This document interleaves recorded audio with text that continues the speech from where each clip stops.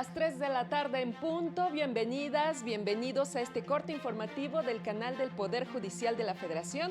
Soy Citlali Pérez y la próxima media hora le presentaré la información más destacada de este martes 12 de agosto de 2025. Saludo también con gusto a Osiris Rostro, quien me acompaña en la interpretación en lengua de señas mexicana. Ahora sí, comenzamos. La Corte revisó la constitucionalidad de disposiciones que regulan la paridad y elegibilidad de candidatos en Coahuila. Entregan reconocimientos a personal de la Suprema Corte por años de servicio en favor de la justicia. La segunda sala ordenó traducir a lengua zapoteca la Ley de Acceso de las Mujeres a una vida libre de violencia del estado de Oaxaca. El magistrado de la Mata Pizaña propone confirmar acuerdo del INE que declaró válida la elección de integrantes de la Suprema Corte. Este 12 de agosto se llevó a cabo la última sesión ordinaria de la actual integración de la Suprema Corte. Ahora nos enlazamos con nuestro compañero Mario López Peña, quien se encuentra en la sede de la Corte con los detalles de esta sesión. Mario, escuchamos tu reporte.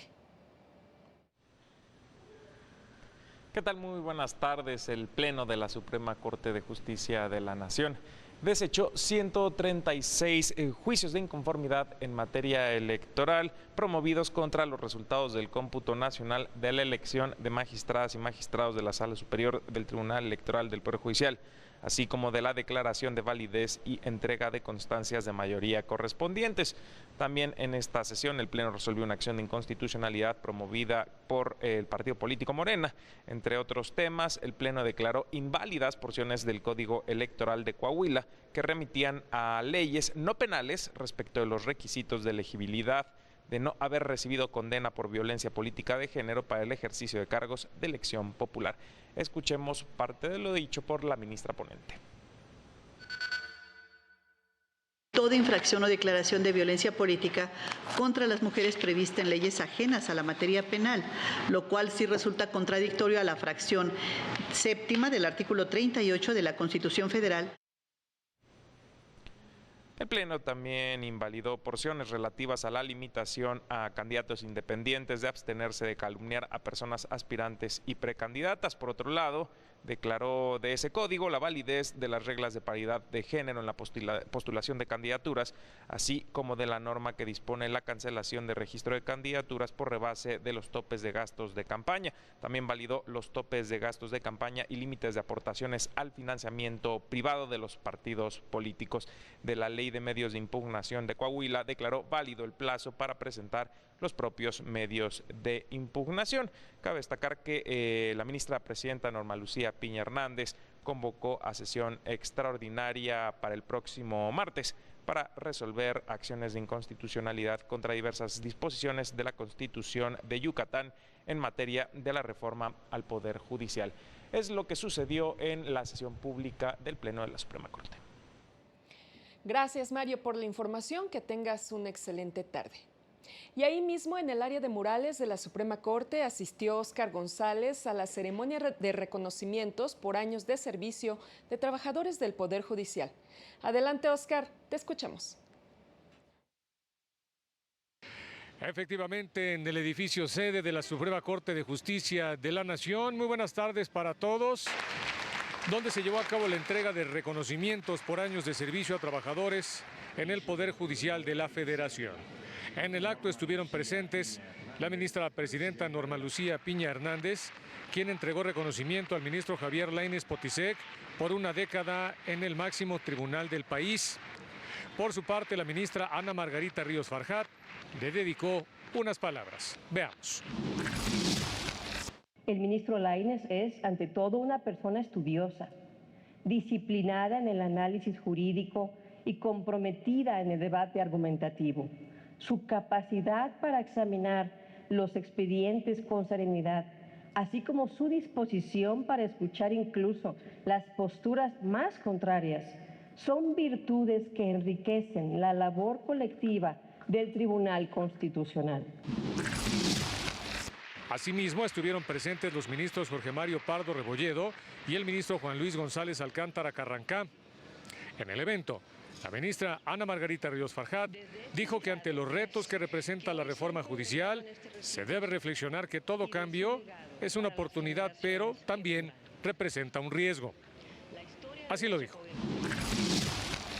Los debates en torno a la reforma judicial nos convocan a una introspección profunda.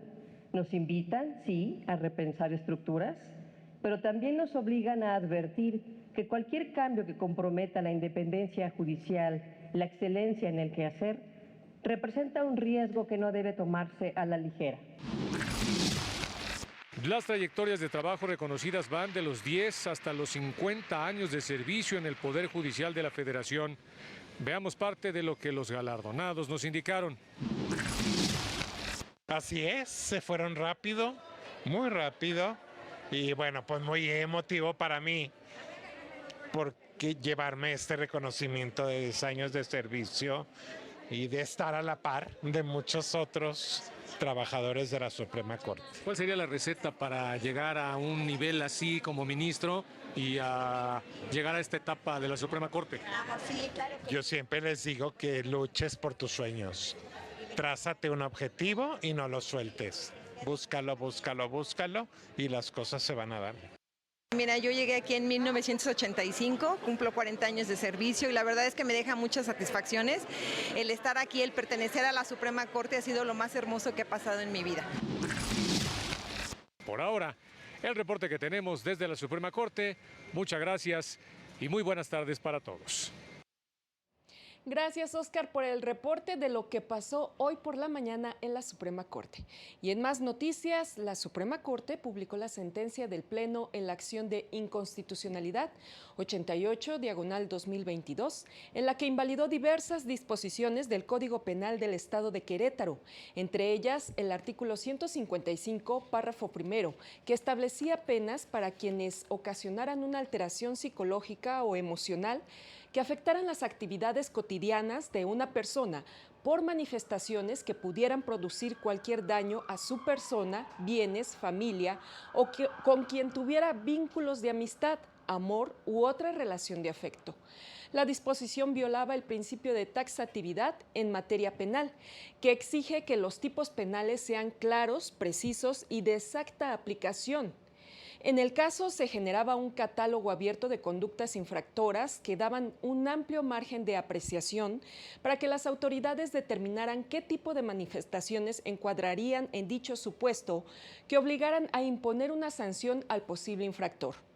Por extensión, el Pleno también invalidó los párrafos segundo, tercero y cuarto del artículo 155, pues dependían del párrafo declarado inválido y remitían al párrafo primero. En consecuencia, no podían existir de manera autónoma.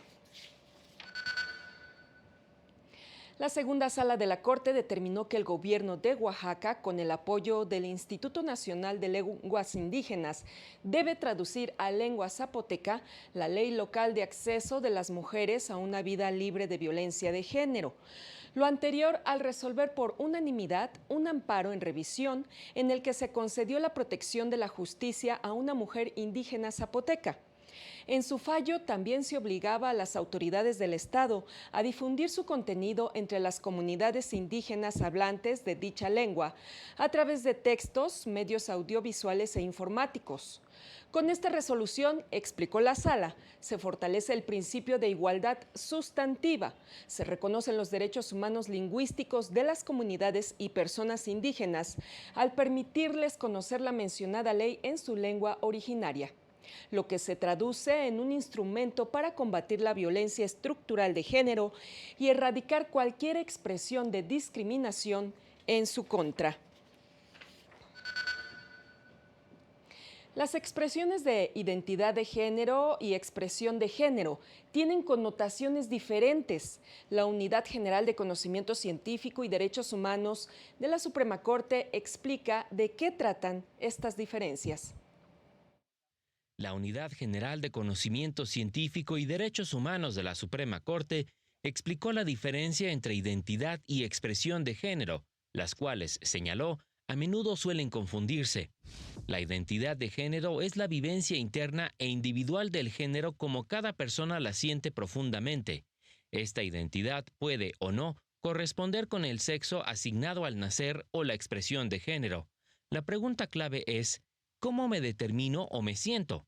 Por ejemplo, una persona asignada con el sexo femenino al nacer, criada con los roles asignados a las mujeres, puede identificarse más bien con el género masculino, mientras que la expresión de género es la presentación de cada persona, que se manifiesta a través de su apariencia física, la vestimenta, forma de hablar, patrones de comportamiento, el nombre o los pronombres que usa, entre otros. La pregunta clave es, ¿cómo me presento ante las personas? Como cuando una persona que puede identificarse como hombre y usa elementos que tradicionalmente se identifican como femeninos, es decir, manifiesta su expresión de género de esa forma y su identidad de género es masculina.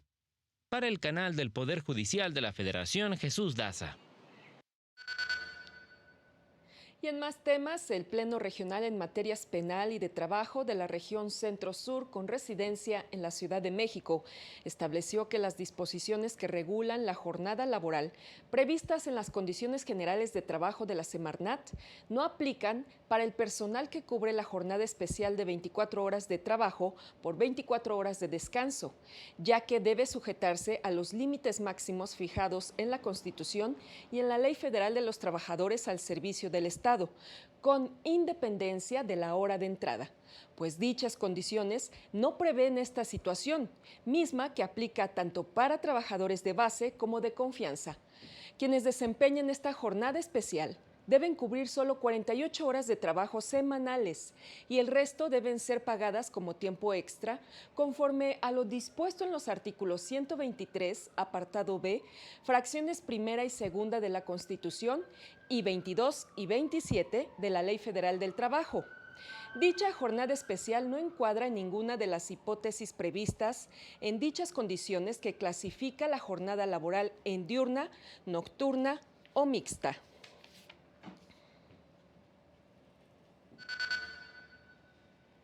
Caída de árboles, encharcamientos importantes y falta de luz se suscitaron esta madrugada en el Valle de México debido a intensas lluvias. Recordemos que estamos en la etapa más crítica de este temporal de lluvias 2025, así que a tomar precauciones y estar pendientes del pronóstico. Hacemos una pausa y volvemos.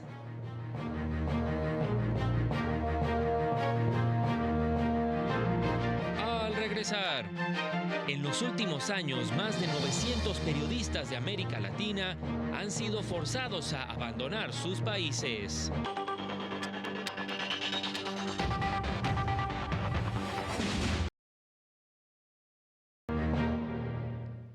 Las 3 de la tarde con 14 minutos. Gracias por continuar con nosotros. El Tribunal Electoral dio a conocer el proyecto con el que propone resolver el juicio de inconformidad promovido por Dora Alicia Martínez Valero, quien impugna el acuerdo del INE que declaró válida la elección de integrantes de la Suprema Corte y la entrega de constancia de mayoría a las y los candidatos triunfadores. La actora pide la nulidad de la elección porque se actualiza lo previsto en el artículo 77 ter, inciso A, de la Ley de Medios de Impugnación, pues se declaró la nulidad de la votación en casillas que advierte afectó a por lo menos el 25% de las mesas de votación instaladas en la jornada electoral. El proyecto del magistrado Felipe de la Mata Pizaña propone confirmar la validez de la elección y la entrega de las constancias de mayoría, pues advierte que los alegatos para acreditar la nulidad referida son ineficaces, pues su planteamiento se hace depender de la nulidad de votación en diversas casillas que hizo valer en un juicio anterior que promovió, mismo que fue desechado debido a que se presentó de manera extemporánea. Explicó que la nulidad de una elección solo se puede actualizar si se acredita plenamente los supuestos de alguna causal de nulidad prevista en la ley, siempre y cuando las irregularidades detectadas sean determinantes en el resultado de la elección, a lo que no aconteció en este caso, motivo por el cual propone confirmar el acuerdo impugnado. La magistrada presidenta de la Sala Superior del Tribunal Electoral, Mónica Aralí Soto Fregoso, alertó sobre los riesgos de retroceso en las democracias de América Latina, por lo que hizo un llamado a proteger los logros alcanzados en la región en materia de paridad de género. Al inaugurar la 7ª conferencia ordinaria de la Asociación de Magistradas Electorales de las Américas, que ahora preside, advirtió que las conquistas alcanzadas pueden ser revertidas si no se blindan con institucionalidad. Ante ello, indicó que la asociación debe consolidarse como un engranaje continental que articule avances, armonice criterios y mueva en todo el continente una democracia paritaria y libre de violencia. Estas fueron sus palabras. Es nuestra tarea proteger lo alcanzado, porque nada está garantizado.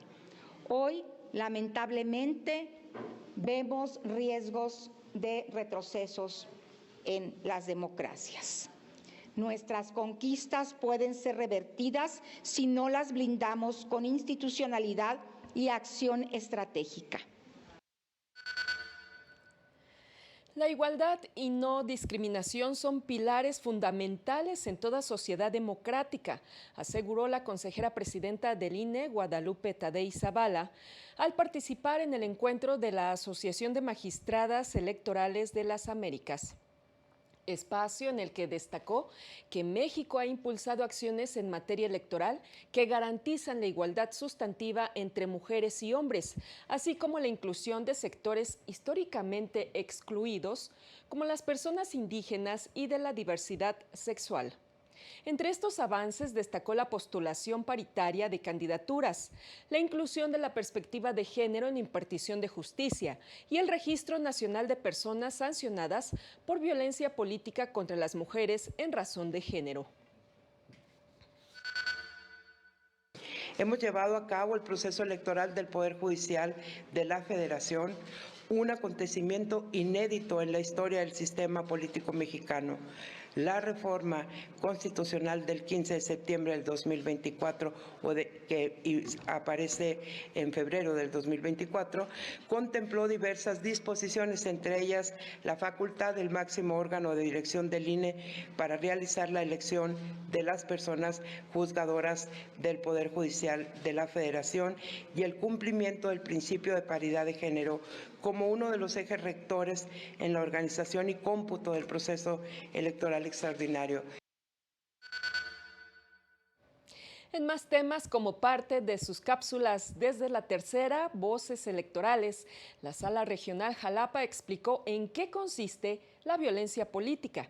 Se trata de conductas que generan un deterioro en el goce y ejercicio de los derechos político-electorales de la ciudadanía, ya sea al votar o ser votada, en el ejercicio de un cargo público de elección popular o que afecten su derecho de afiliación o asociación.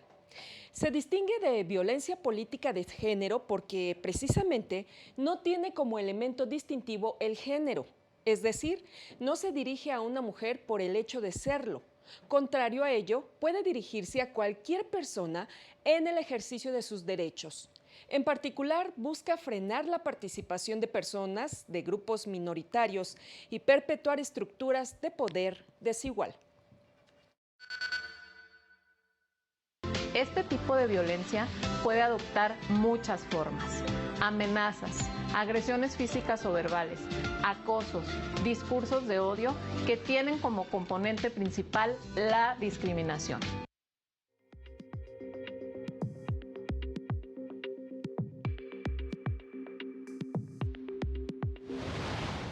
Desde 2024 a la fecha, el Poder Judicial de Oaxaca ha atendido 4.617 solicitudes de servicios de interpretación y traducción en diversas lenguas maternas, con lo que garantiza el acceso a la justicia para los pueblos y comunidades indígenas de la entidad. En el Poder Judicial de Baja California Sur, inició la jornada de formación sobre el nuevo sistema de justicia en línea, dirigida a abogados litigantes, estudiantes y al público en general, con el objetivo de dar a conocer sus beneficios, herramientas y procesos. El Poder Judicial de Chihuahua anunció que instalará un ciberbúnker, reforzado con inteligencia artificial para albergar los sistemas de respaldo y recuperación de información generada por los juzgados, las salas de las magistraturas y sus áreas administrativas. La magistrada presidenta del Poder Judicial de Nayarit, Araceli Ábalos Lemus, destacó que los órganos jurisdiccionales de la entidad han emitido resoluciones en defensa de personas adultas mayores que enfrentan hostigamiento por parte de prestamistas, quienes exigen el pago de deudas a pesar de que los casos se encuentran en proceso judicial. Y el Instituto Electoral de la Ciudad de México aseguró que el 70% de los proyectos propuestos por adultos mayores y 63.4% de los presentados por personas con discapacidad para ser incluidos en la consulta de presupuesto participativo resultaron viables. Se indicó que uno de los objetivos de los mecanismos de democracia directa, como es esta consulta, es obtener resultados tangibles que se reflejen en la vida cotidiana de la población y que ayuden a reconstruir el tejido social a través de obras que mejoren su entorno. Dichas propuestas tienen el propósito de fomentar obras y servicios que mejoren sus comunidades.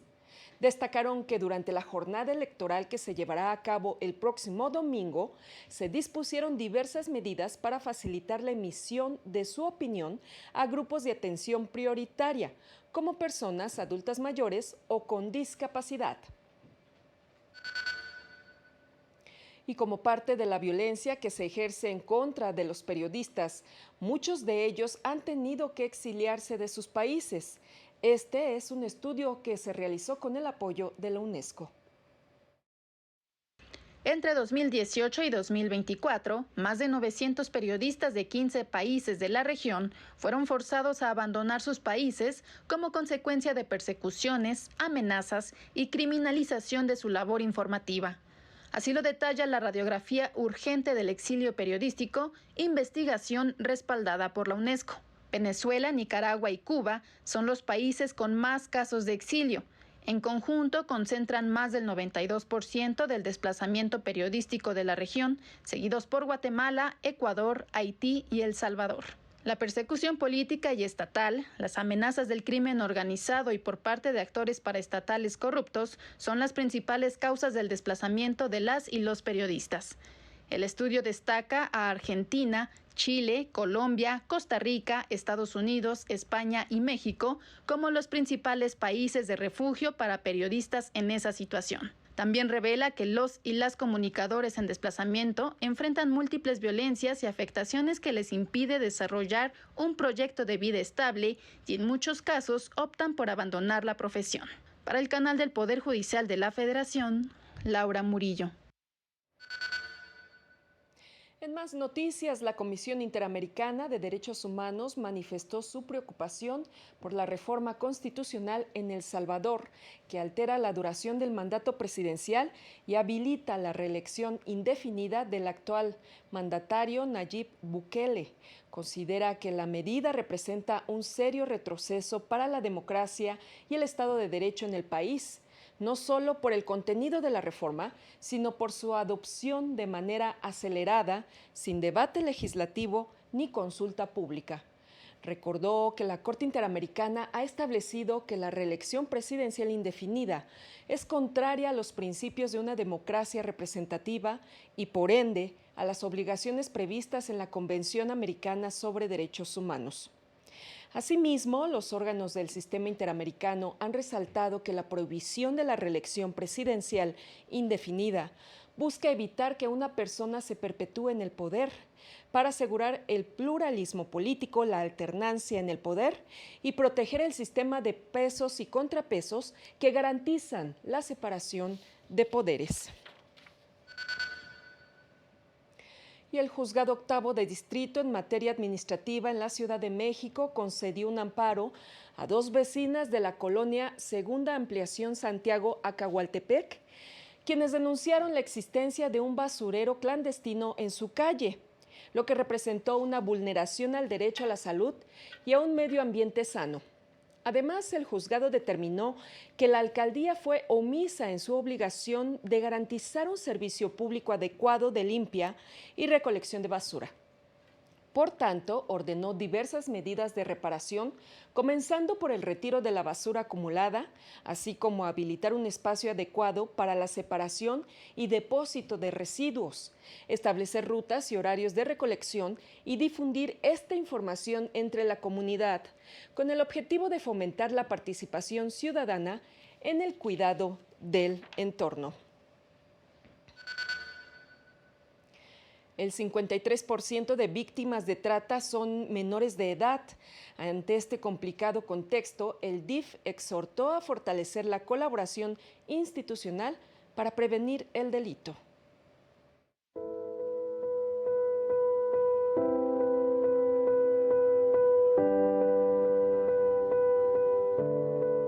Como parte de la conmemoración del Día Mundial contra la Trata de Personas, el DIF destacó la necesidad de fortalecer alianzas entre instancias internacionales y gobiernos para visibilizar esta problemática que vulnera derechos fundamentales, especialmente de mujeres y niñas. Nos interesa mucho estar con ellas para sacarlos de esa situación, de esa vulnerabilidad y restituirles sus derechos, que como sea que hayan llegado, sacarlas de esa situación. Durante el foro Todas y Todos contra la Trata de Personas, se indicó que es esencial realizar campañas masivas para prevenir y orientar a la población con el fin de detectar indicios y acudir ante las autoridades para denunciar el delito. Puedes denunciar en la policía, puedes denunciarlo en las procuradurías de tus estados, en las procuradurías municipales, con los maestros, donde con la persona que tú tengas más confianza. La situación es denunciarlo. En este espacio, señalaron que se deben implementar acciones para reducir factores de riesgo y reforzar las redes de apoyo con el fin de apoyar principalmente a mujeres, quienes representan el 80% de las víctimas, de las cuales el 53% son menores de edad. Una realidad que estamos viviendo es cómo hay una captación por parte de grupos criminales para, sobre todo, convencer a adolescentes bajo la idea de vas a tener un buen trabajo, vas a tener dinero, vas a tener muchas cosas. Las entidades con el mayor número de mujeres víctimas de trata son Quintana Roo, Estado de México, Baja California, Puebla y Ciudad de México. Para el canal del Poder Judicial de la Federación, Rosy García.